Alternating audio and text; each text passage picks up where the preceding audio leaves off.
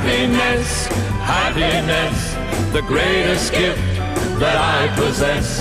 I thank the Lord that I've been blessed with more than my share of happiness. To me, this world is a wonderful place. I'm the luckiest human in the human race. I've got no silver and I've got no gold, but I've got happiness in my soul.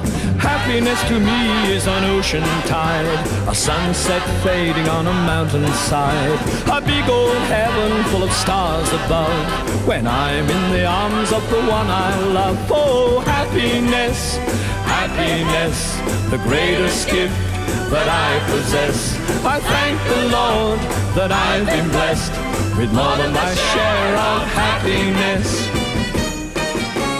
Happiness is a field of grain, turning its face to the falling rain. I see it in the sunshine, breathe it in the air. Happiness, happiness everywhere. A wise old man told me one time, happiness is a frame of mind. When you go to measuring a man's success, don't count money, count happiness. Oh, happiness, happiness, the greatest gift that I possess. I thank the Lord that I've been blessed with more than my share of happiness. Oh, happiness, happiness, the greatest gift that I possess. I thank the Lord that I've been blessed with more than my share of happiness. I got more than my share of happiness.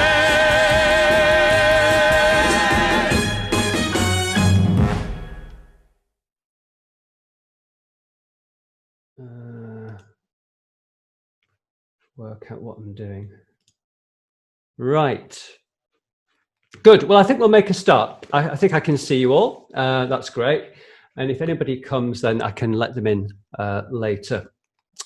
Right. So welcome, everyone, to this, this talk on all things heaven and mirth. All things heaven and mirth. An exploration of holy humour. But first, before we begin, I'd like to introduce you all to my new curate. I've got a new curate, and he's going to sing for you, actually, this evening. He's going to sing for you, ladies and gentlemen, about a typical day in the life of the parish. So here he is, from the music halls of London to the temperance halls of Slushford-on-Creek, fortified by the rites of Mother Church, the dapper, the debonair, the delineator of doleful ditties. Ladies and gentlemen, let me present to you the Reverend Septimus Meek.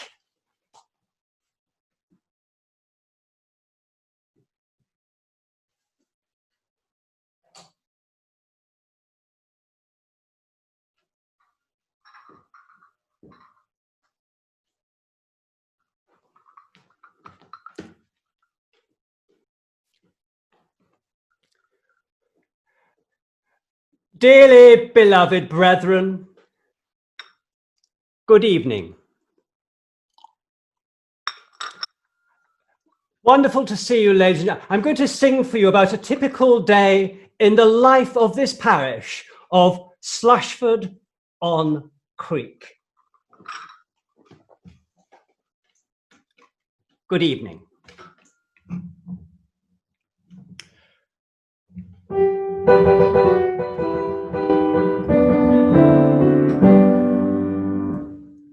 Dear friends, I'm the curate from Slushford-on-Creek.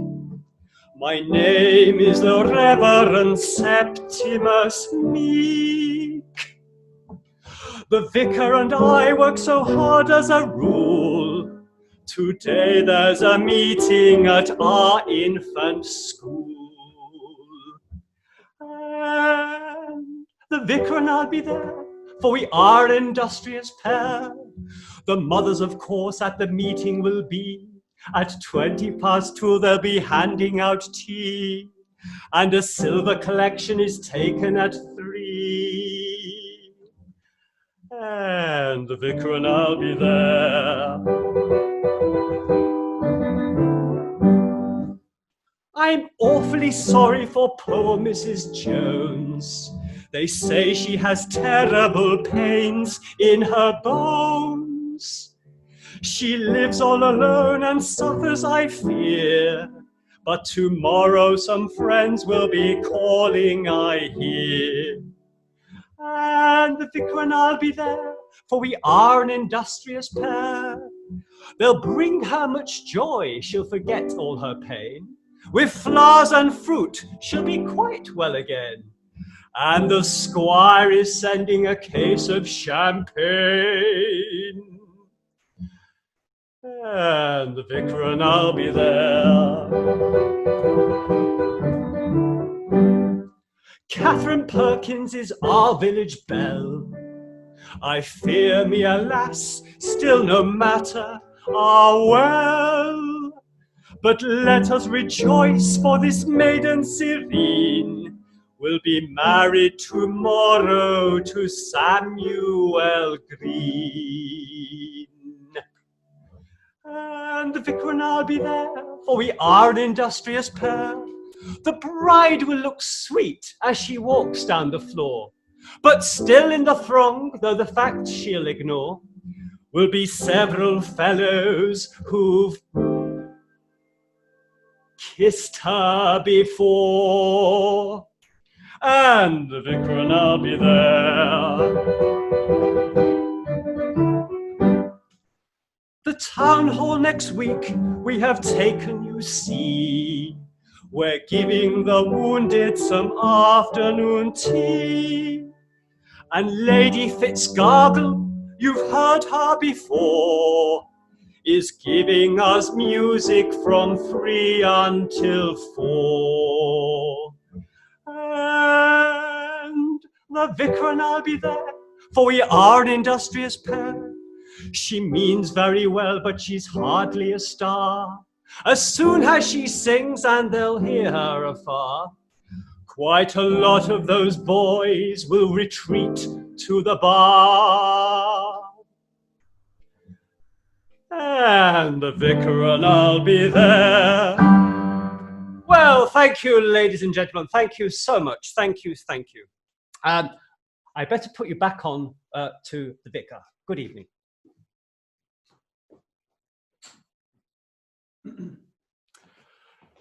Well, ladies and gentlemen, they don't make clergy like that anymore at Vicar School. Thank God. So there we are. That was the Reverend Septimus Meek. Thank you, Reverend Septimus Meek. We'll let you know. Right. So as we begin this evening, just bear with me a second. I'm just going to check. I think there's 1 or 2 people waiting to be admitted into the Holy Fellowship. No, oh, that's it. I think we're all here. That's fine. Good. Right. So as we begin, I've brought some props along with me. I've got some props to show you. I have got my my tickling stick, a bit like Ken Dodd's tickling stick there. I've got a slide whistle.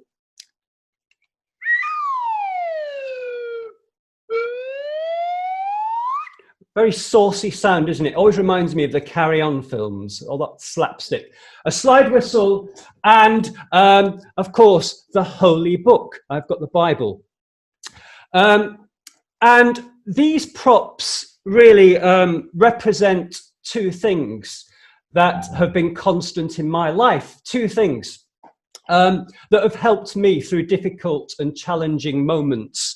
And they are my faith and my love of comedy. So it shouldn't be a surprise to any of you that I've always been attracted to the comedies and sketches that bring these 2 together. And I'm thinking of programs like All Gas and Gators. I don't know if any of you remember that series with Derek Nemo, going back a long time now. Before my time, I hasten to add, I've just got the DVDs. So All Gas and Gators, The Vicar of Dibley. If you think back to the Vicar in Dad's Army, And all those kind of sketches of the kind of comedy vicar that have gone through the music halls to the radio to our television screens today. Now, Christians believe that having faith leads to joy, and that God is the source of all joy.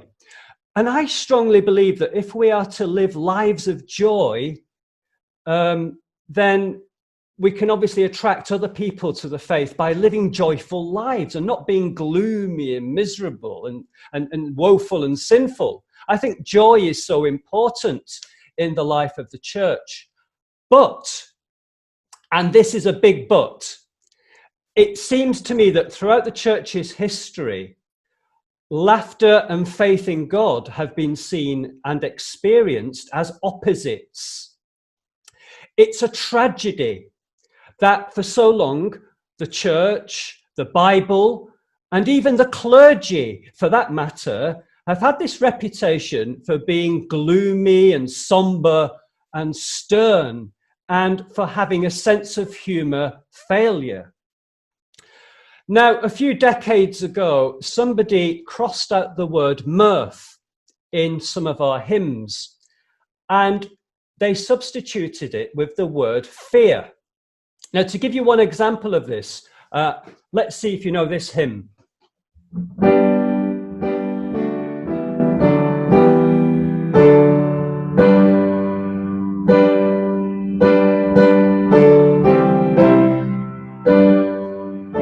I can see a few nodding heads there. I think it was Her Majesty's coronation. Of course, it's all people that on earth do dwell. And that is one example where the original version of that hymn, you might not know this, was him serve with mirth, his praise forth tell. But some idiot changed it to him serve with fear, his praise forth tell. That's one example, which is, I think it's a crime. I love that verse, him serve with mirth, his praise forth tell. So it's all very serious. So I'm just going to share something with you on a slide. So hopefully you can see this in a moment. Hang on a second.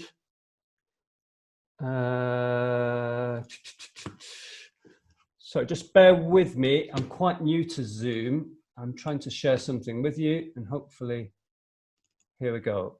That will work. If somebody can see that, can you give me the thumbs up? It's a quotation. Excellent, good. So you can see here, yes, it's all very serious.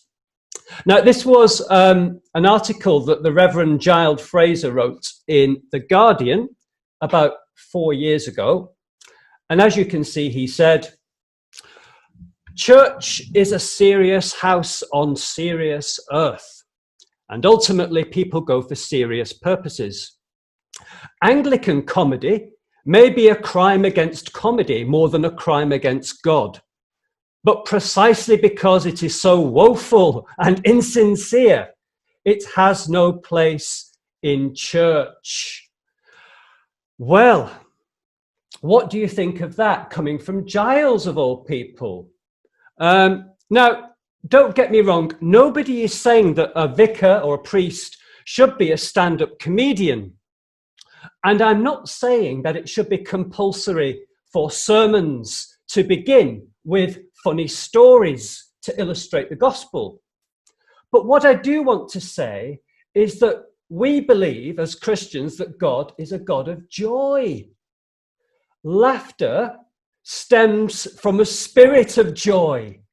So laughter and faith in God are not opposites. You know, as spirit-filled people, Christians believe that we are called to live lives of joy. And this life of joy found in laughter comes from God.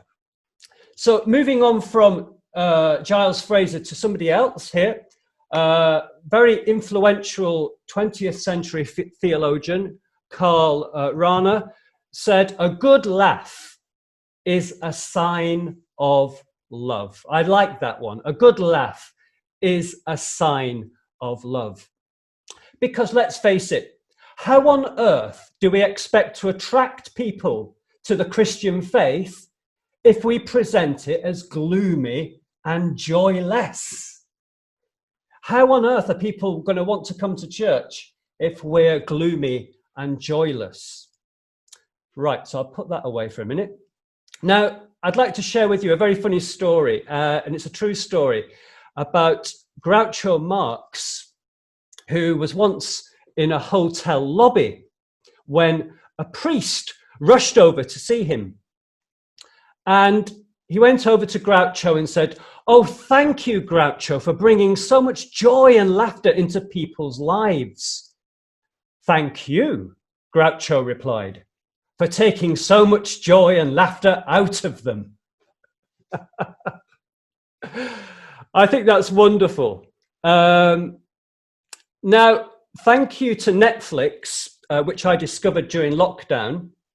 If you haven't got Netflix, I do heartily recommend it. It's been a godsend for me. I've just discovered the series The Crown. I wonder if you've seen The Crown or started to watch it. Fabulous. And I'm just up to the story where Princess Margaret presides over a royal event in the absence of the Queen. Now, everyone is on edge because there's a script to follow, but everyone knows that Princess Margaret is witty, charismatic, and a little bit rebellious. Now, in the end, she addresses the audience in her own unique way. She breaks protocol, she breaks tradition, and she uses humor. And the audience respond. They laugh. And you see in that clip that immediately her audience are put at ease. They're made to feel welcome. They feel at home in such grand and pompous settings and occasion. Now, in the same way, we must remember, those of us that go to church or are involved in churches, we must remember that when people cross the threshold of a church for the very first time, because do remember, we're in different times now to where we were sort of 50 years ago, where everybody went to church, everybody went to Sunday school. We're in very different times culturally. But we've got to remember that when people cross the threshold of our church for the very first time, they can be nervous.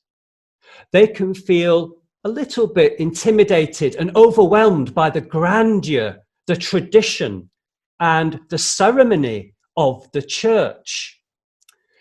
But it's a simple thing we can offer: the human touch. We can show people that we are joy-filled and not doom-laden. That's the point I want to drive across this evening, that we are joy-filled and not doom-laden.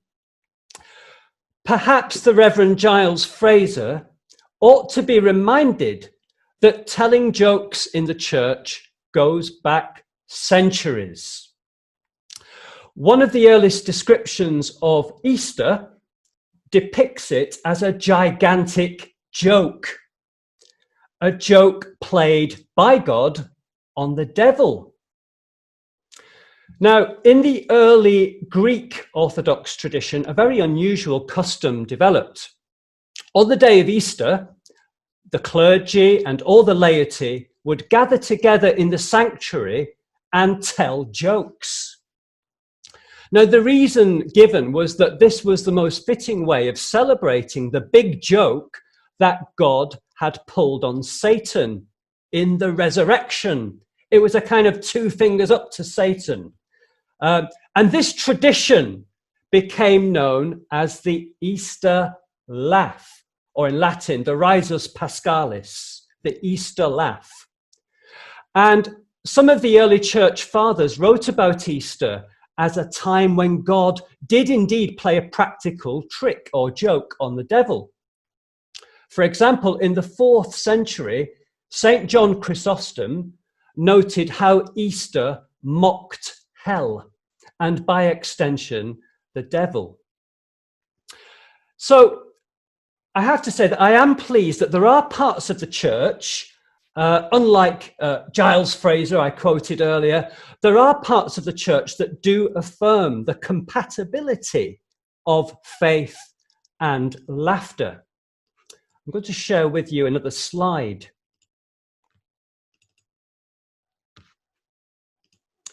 Can someone just give me a quick thumbs up if you can see? Excellent. Now, I like this man. This is Archbishop Michael Ramsey.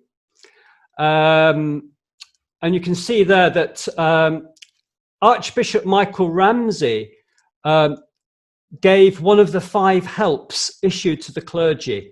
And one of these 5 helps was use your sense of humor. Laugh at things, laugh at the absurdities of life, and laugh at yourself. I like that very much. And it's a useful reminder for me in my ministry when the going gets tough. Now, in the church in Wales, on the Church in Wales website, where it talks about its social media policy, I was pleased to see this statement, and it affirms that humour is a great gift and an essential part of life. It is an important part of any ongoing relationship or conversation. There you go, Gethin. Gethin is online, and Julie. I think Julie's with us this evening as well. Well, humour and joy has certainly been part of our church's ongoing relationship with the community here in Llangollen. And last year, as part of our outreach and our ministry of fun through the visual and performing arts, our churches set up a new troupe in 2019 that performs regular music hall and variety shows in the community hall. And as you can see there, we're having good fun. And we invite people from all over the community. We've had people coming to our shows from across the border in Manchester and Liverpool, from Chirk, Oswestry. And I think it sends out a very powerful and positive message that actually we can have fun. Christians can have fun. And for these shows, I'm often playing the chairman, kind of making sure the proceedings go very well in the evening. And they know that I'm the priest. And I think it's good for them to see me even in a different role. So I just thought I'd share a couple of pictures with you of our music hall troupe. And there we have Shay and Claire dressed up there. And here we have the whole company on stage. Wonderful. We really do have good fun with these shows. So I firmly believe that laughter and faith go together, that they are not opposites, they go together.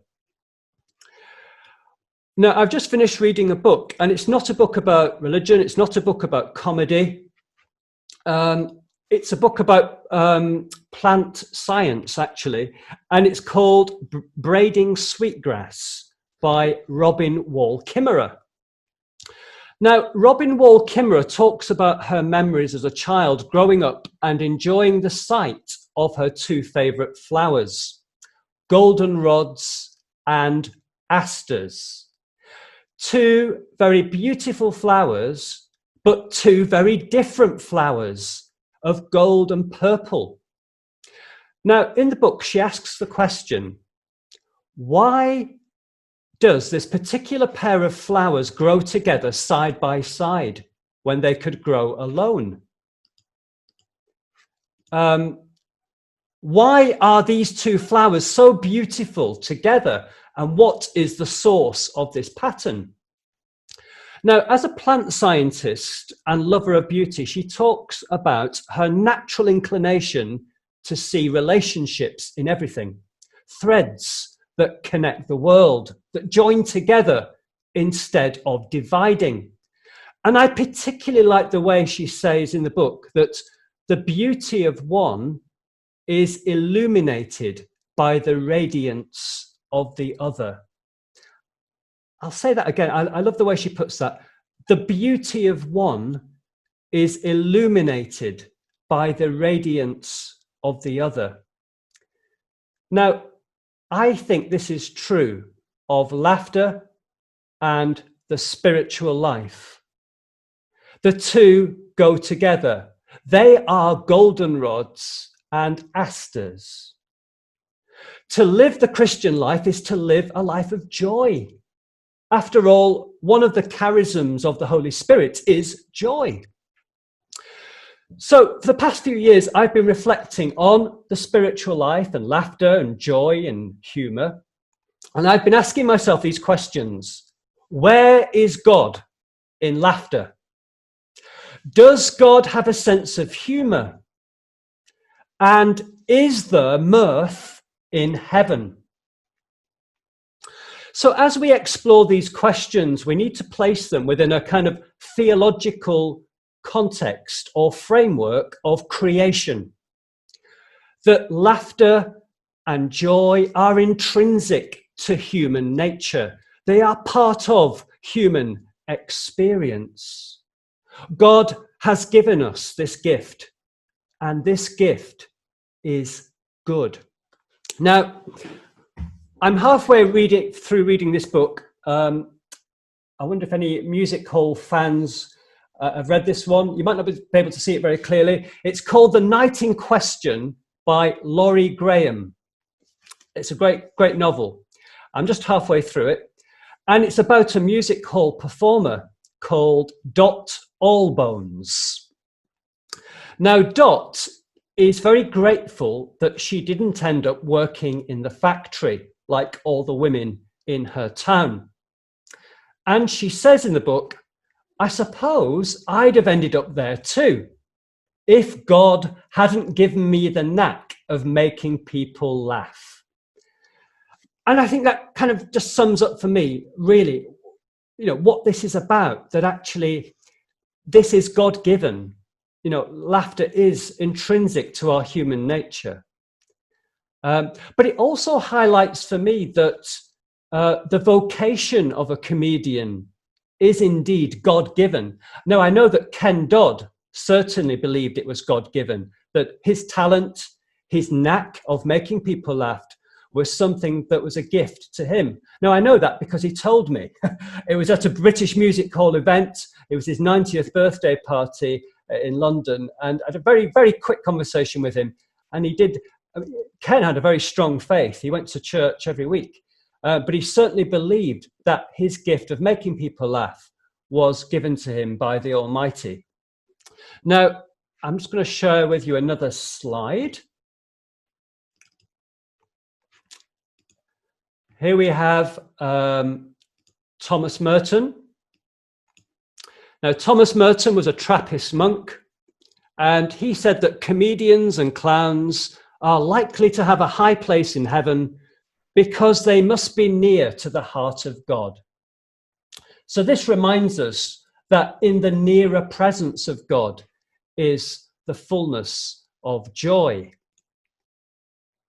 So joy and laughter and comedy and humour are all part of our human nature, the way we express ourselves and the way we respond to the absurdities of life and people.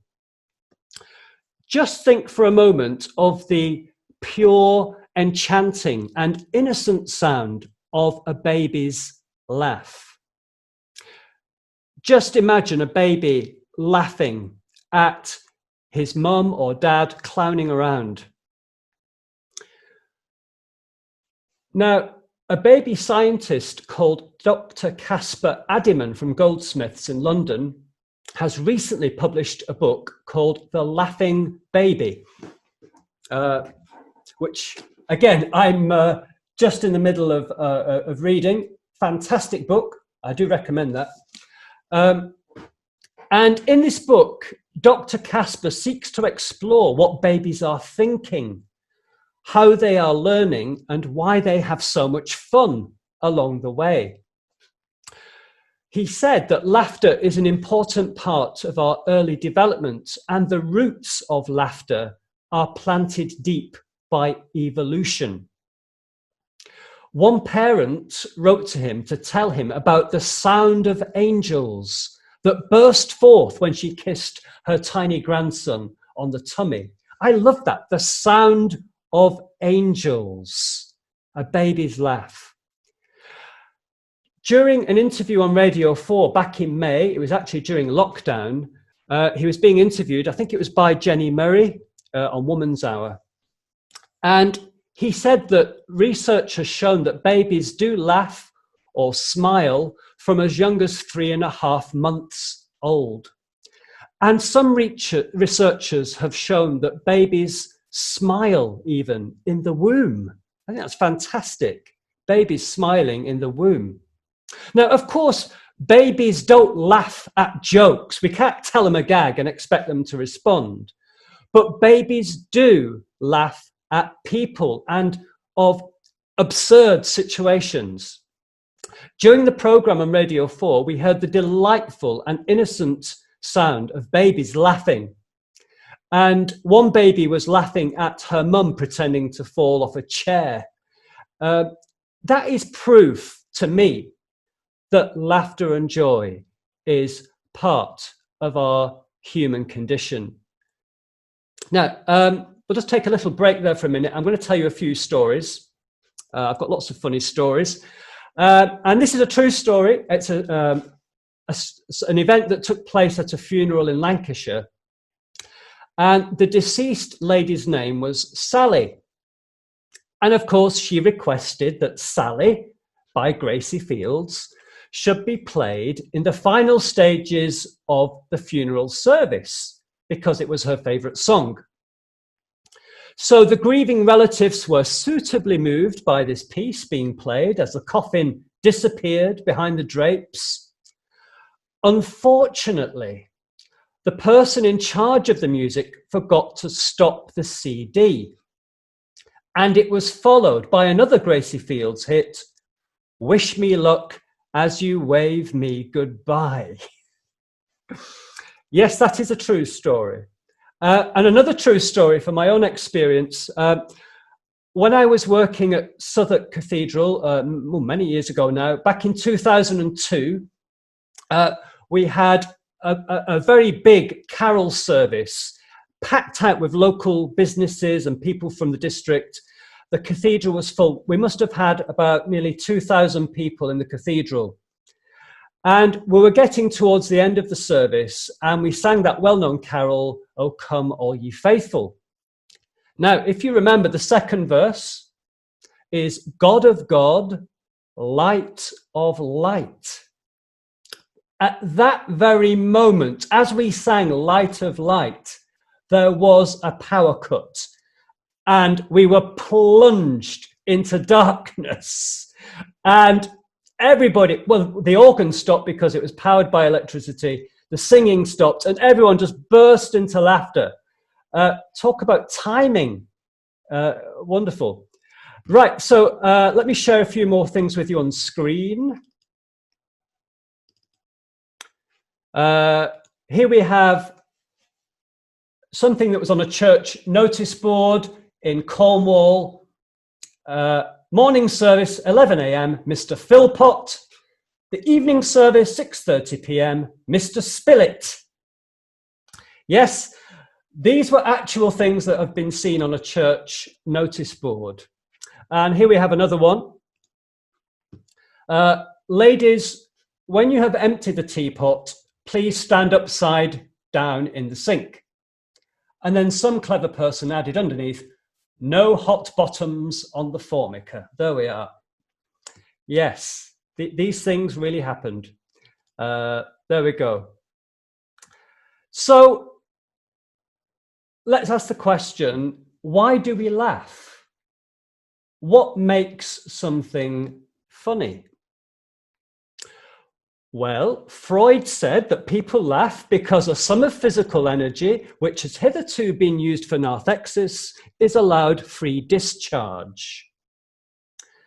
But of course, I'm bound to say that I prefer the definition by the late Sir Ken Dodd. Laughter, he said, starts at the chuckle muscle in the diagram, rises up past the clack, and then comes out through the titter valve. I've got you all muted, so I can't hear you laughing, but I'm looking at your faces. I will unmute you later on when it comes to question time. Let me just have a drink. I'm a bit dry.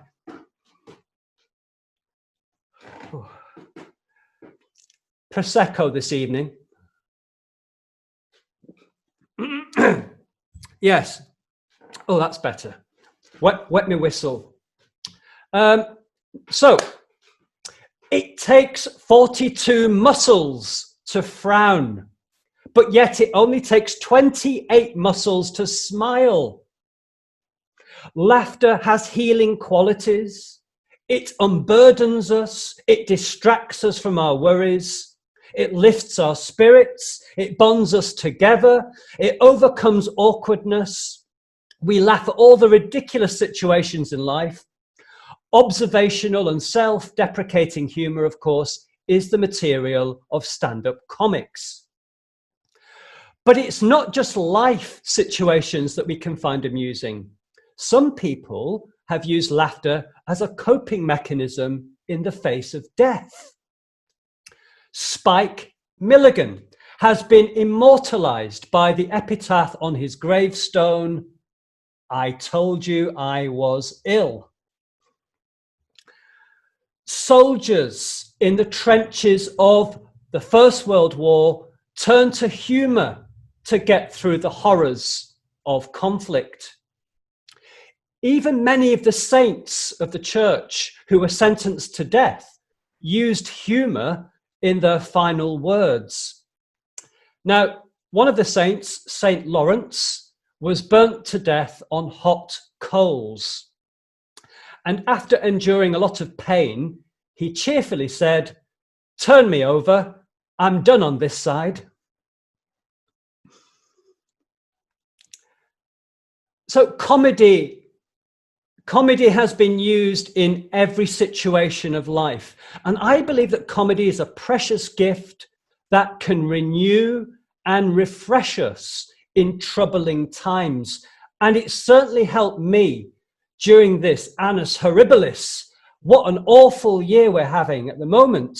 And I've turned to comedy time and again to lift my spirits during these very dark days. Now, we're going to have a break for 7 minutes. I'm going to play you some of my favorite comedy sketches. And these are people that have kind of crossed the threshold of music hall to variety. I think maybe Gerald will correct me on that one. I think they've just crossed the threshold of music hall to variety. But some of my favorite comedians that I'd like to share with you this evening. So sit back, have a drink, and enjoy these clips.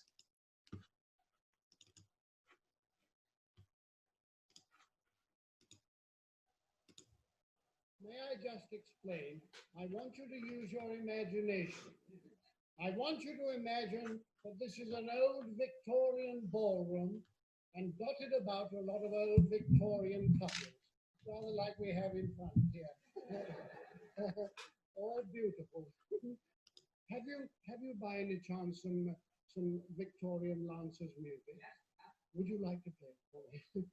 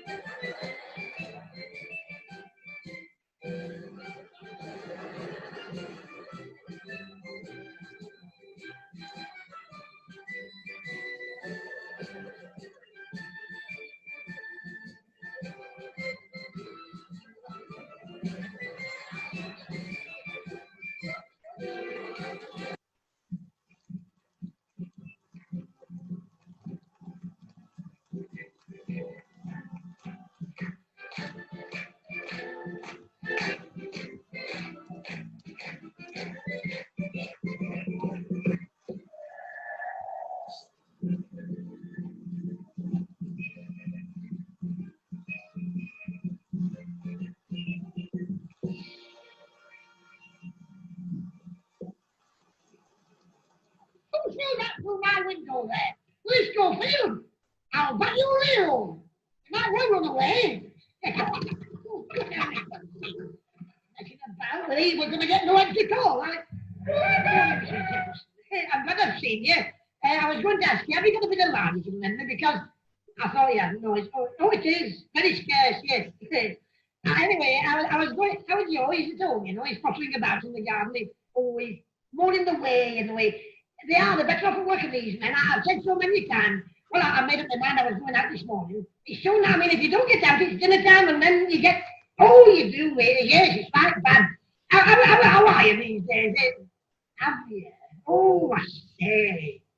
Have you really? Well, I haven't been well myself, you know, because, have you? Do you mean, well, yes, it'll make you feel a bit worried, won't it? I wouldn't bother if I was you. Oh, no. Perhaps it's to see your bread, you know, you can't tell. Yes, I'm over to buy car when it's a shift. You know, I shouldn't worry over that because, yes, I saw your old man this morning. He's looking very well, isn't he? It's what? Middle-aged spread. Oh, I'll get some of that. It's on point because, well, you know, I haven't been well myself. I haven't, honestly. I keep begging along, you know, but with me, well, no, I keep having them hot sweats, you know. It takes it out of you, you know. And these men, they don't. They don't know what it is. No, well, he's the same. It's a funny thing, you know. I was only saying last week.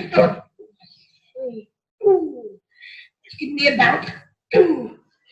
That's the third time on the same break this week, you know. I was watching myself. How's your dog going on these days? Getting better. Our cat, oh, it's finished. Oh, no. It smells, you know, too. It wants doing away with. Yes, I'd let it go. I can smell it in the custard on Sunday. I suppose I'll have to take it all off to town house, you know. It'll be a lot to do at town hall with it, you know. It is. Anyhow, who was we? Do you mean, Mrs. No, what's the word? Oh, no, I never talk. Just a minute. Well, I'm not surprised. I'm not a bit surprised. I told her she would go to those illuminations. I'm not a bit surprised. You know, I never did like that coach driver. I know. I tried it on me. Now then, she said, girls, get all round the table, she said. Before we get in touch with the unknown, we'll ask the table a few questions. They always do this, you know. They always do it. I told you in bed last night, didn't I? We all got round, listen. We all got round the table. She said, now then, she said, all put your fingertips on the table. Fingertips dear. She was a big woman.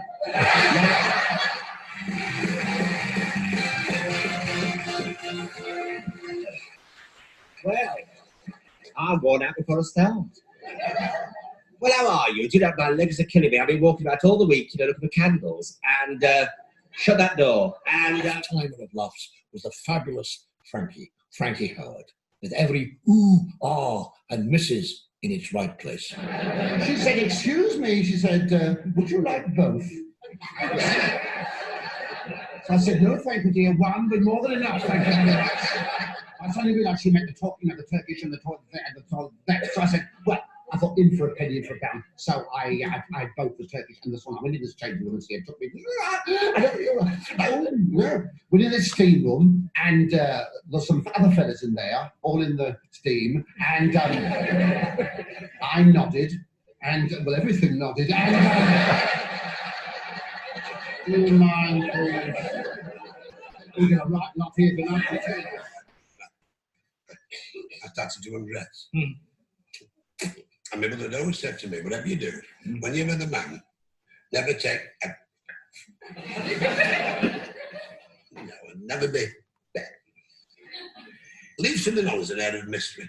So they did. Let me at all.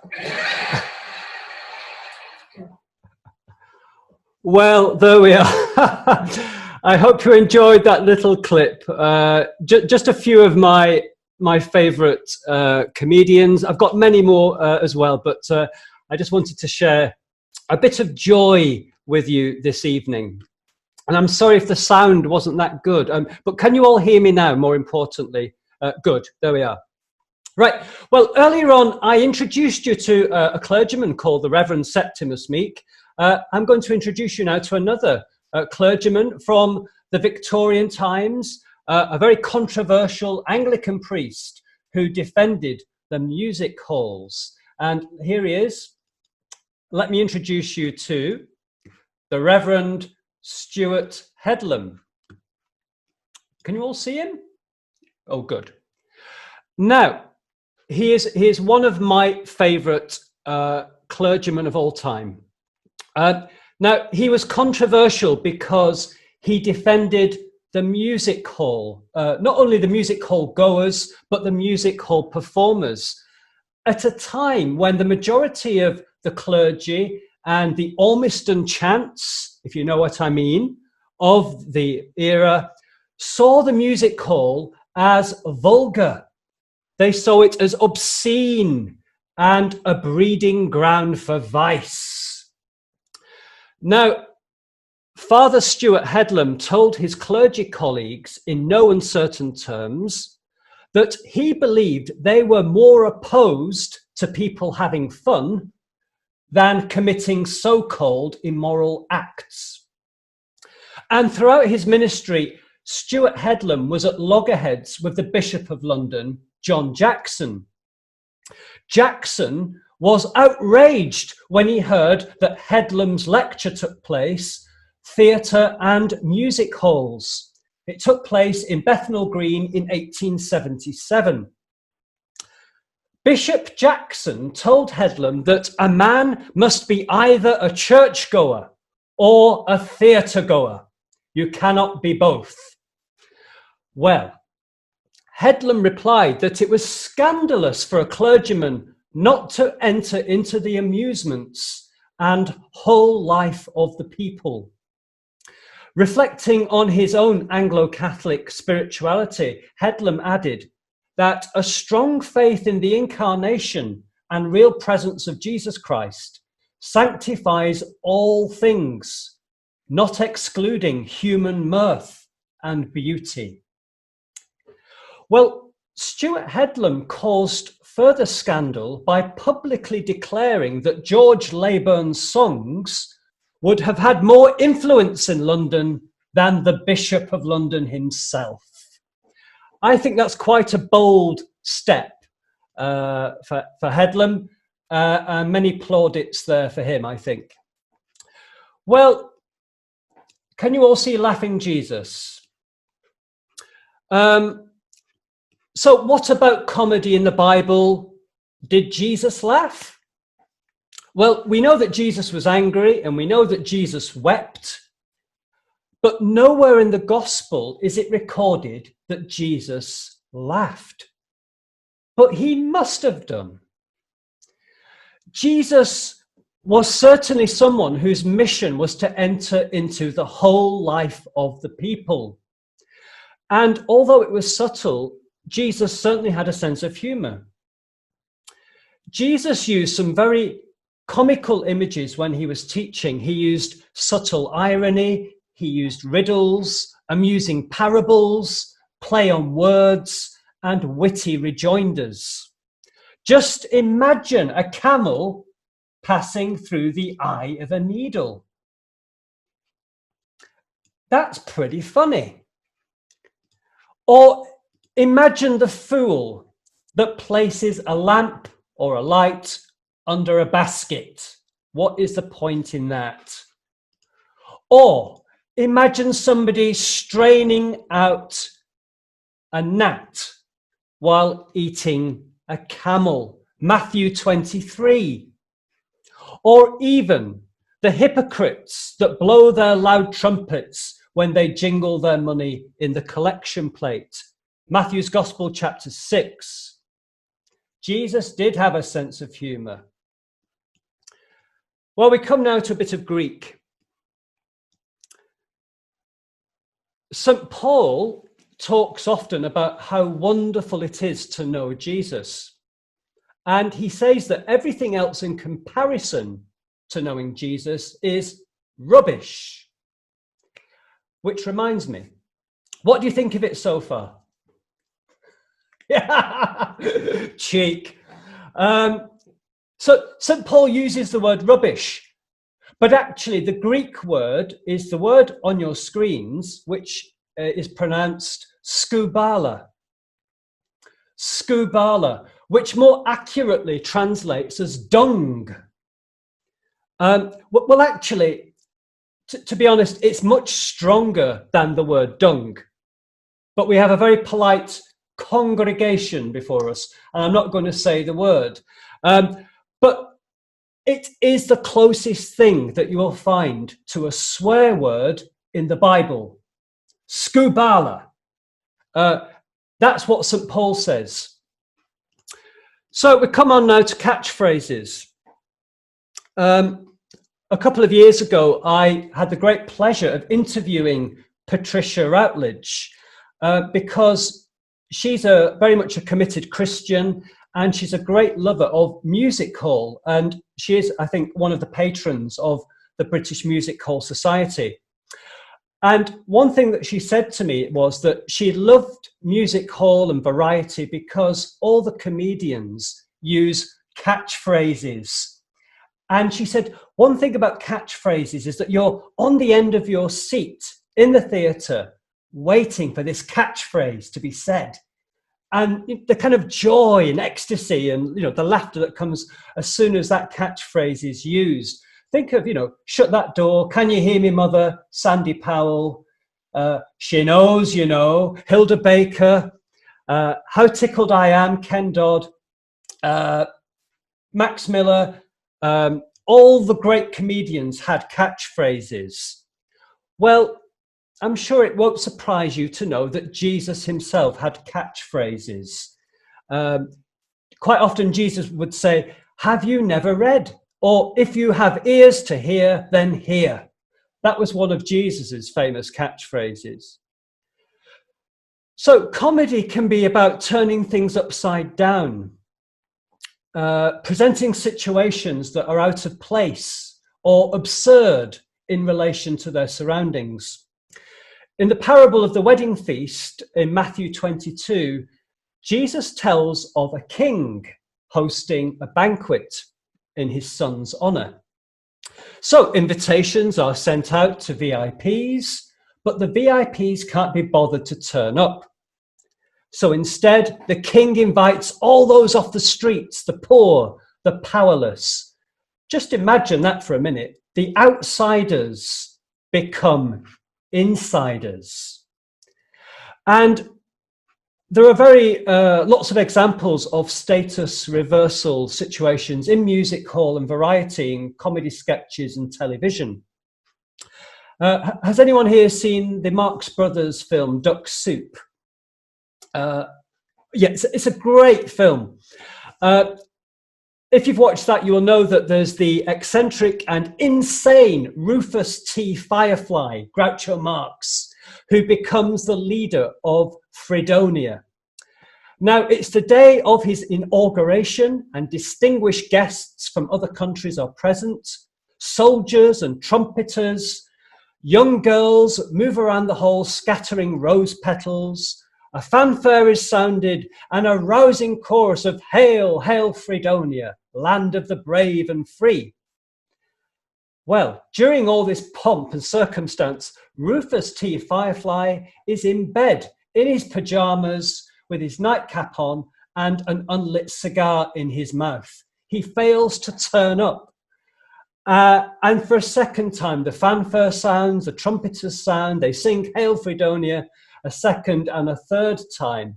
And eventually, Rufus turns up in the entrance hall, wondering what all the fuss is about.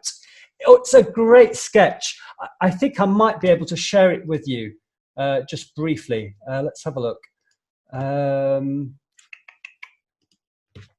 got it here somewhere. Just bear with me. I would like you to see it. Ah, here we are.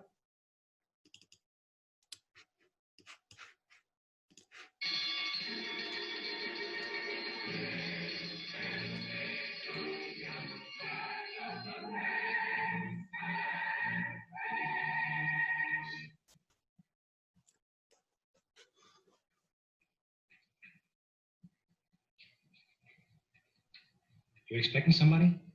Yes. Oh,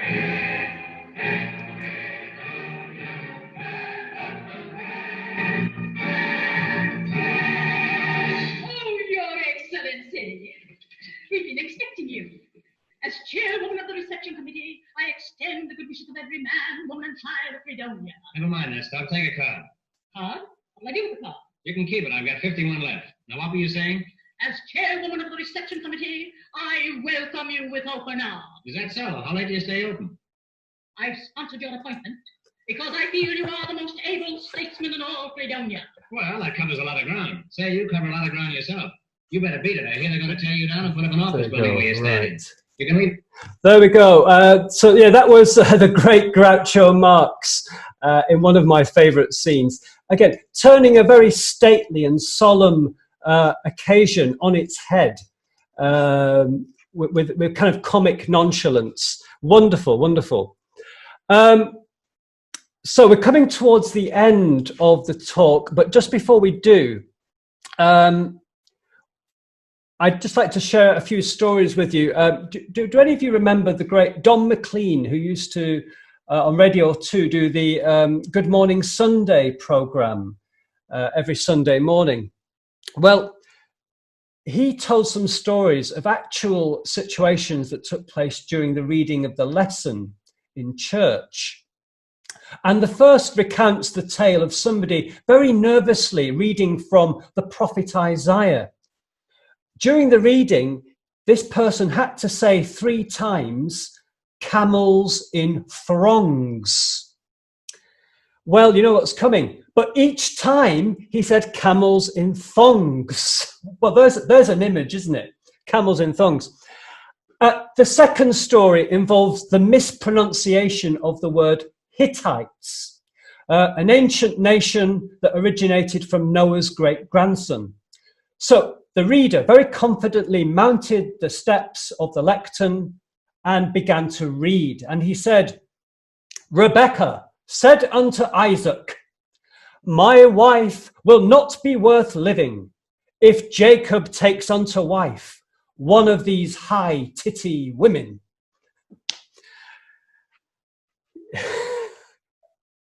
I can't hear you laugh, but I'm sure you are. I'm sure you are. Much of the material used by stand-up comics, even today, if you watch Peter Kay or whoever you watch on television these days, they talk about the bewildering antinomies of life, the contrast between reality and fiction, between what we think we are and what we are for real. I think a theology of humour brings into a sharp focus the contrast between what God created us to be and wants us to become and our own foolish, self-importance, puffed up ways of thinking. And this is the stuff of comedy. It's all about our hypocrisy, our pretension, and the way that we can aggrandize ourselves. Just think of Mrs. Bouquet from Keeping Up Appearances. So there's a dissonance. There's a dissonance between what is and what should be. And I think that is comical. just think back to the wonderful piano playing of Les Dawson.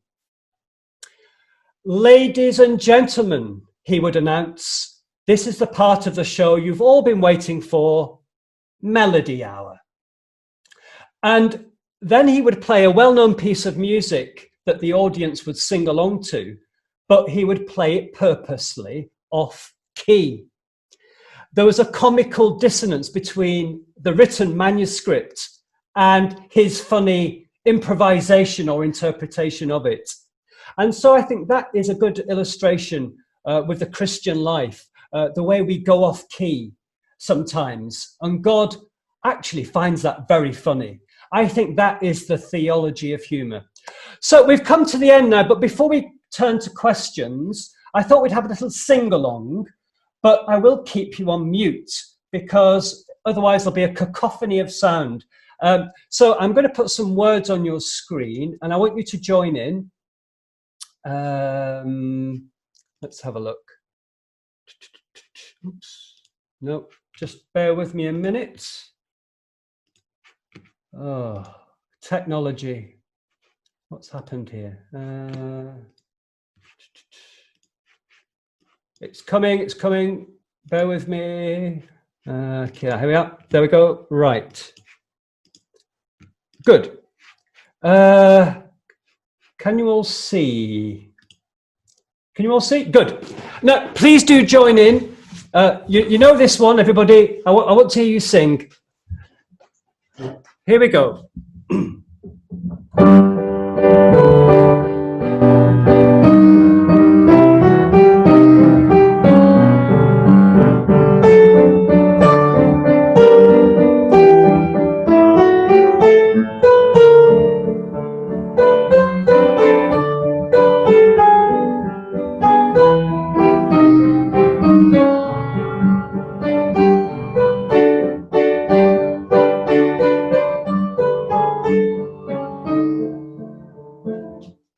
Yes. Well done. You sang that ever so well. Beautiful singing. And you know what they say? There's nothing like good singing. And that was nothing like good singing. Well, okay, we've come to the end now of the talk. So now I'm going to unmute you if you've got any questions or if you've got any comments or even if you've got some funny stories to share. Feel free to share some stories. The best way to do this is if you raise your hand and I will unmute you and you can ask a question or make a comment. So let's have a look. Oh, Gethin. I'll just try and unmute you. There we are. Hi. Would you please? I can't hear you. Sorry, Gethin, I can't hear. Just bear with me. You're still muted. I can't seem to unmute you. Just a minute. I've tried to unmute now. Try that. Nothing doing? Yeah, okay. No.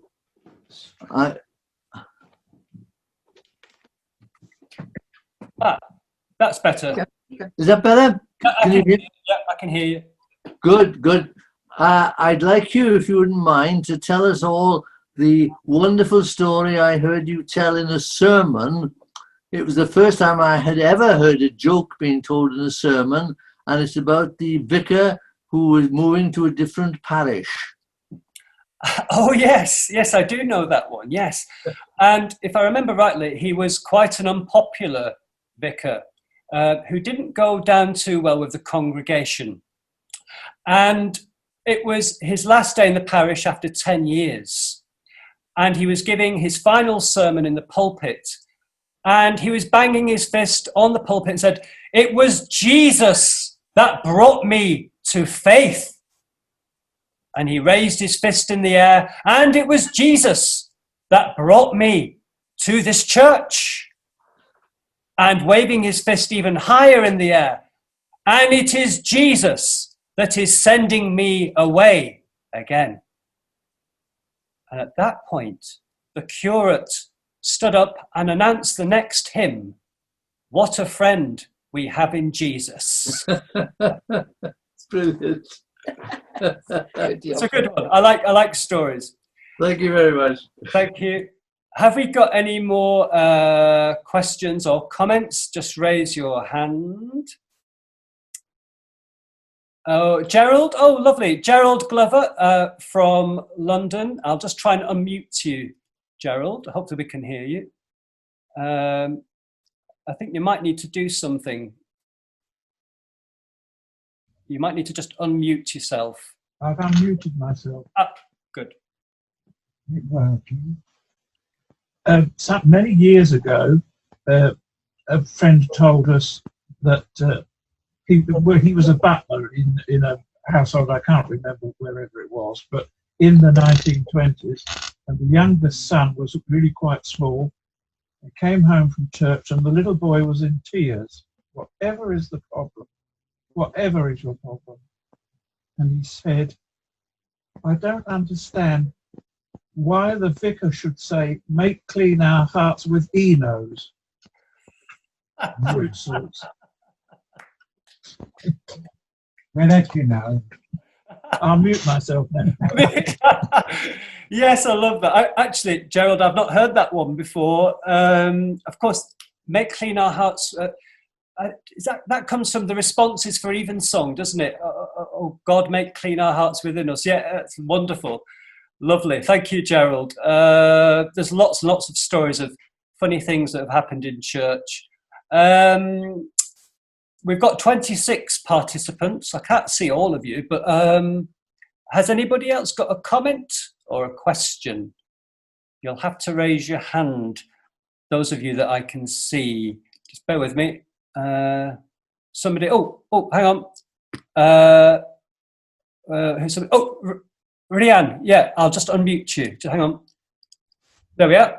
Can you hear me? I can hear you, yes, good. Just to say thank you ever so much. We've thoroughly enjoyed it. We particularly liked Les Dawson and Groucho Marx. Those were our favourites, so that was wonderful. And so we've had a lovely evening. That was great. So thank you ever so much. Good. Thank you. Thank you very much. Thank you. Yes, thank you. Good. Thank you. So I think we'll, if nobody's got any questions, then I think we'll come to an end. I can't. Oh. Johnny's got a question. Hang on. He's unmuted. Johnny Cliff from London. Am I unmuted? You're unmuted. Can you hear me, Mother? I can hear you, Mother. All right. Just wanted to ask, and thank you very much for this evening, how is Polly Paws? Oh, so John is asking about Poorly Paws. It's the nickname for our dog Deacon, who's been quite poorly.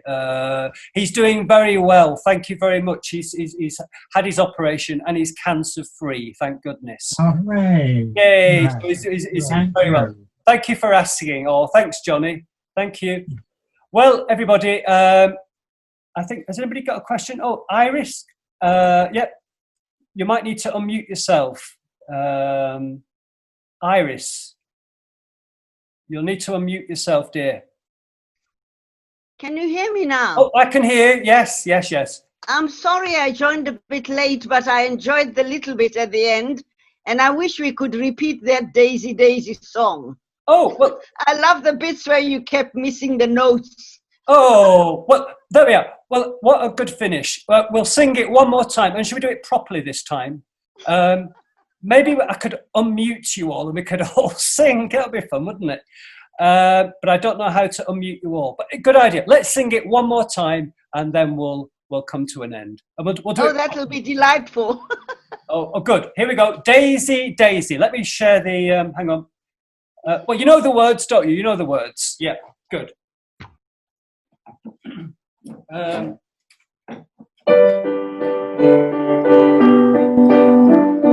Give me your answer, do.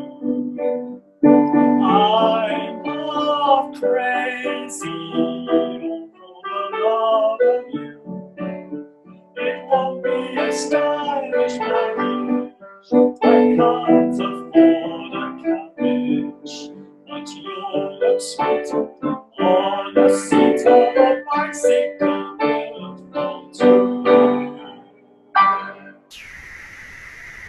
There we go. Good night, God bless, and tatty bye.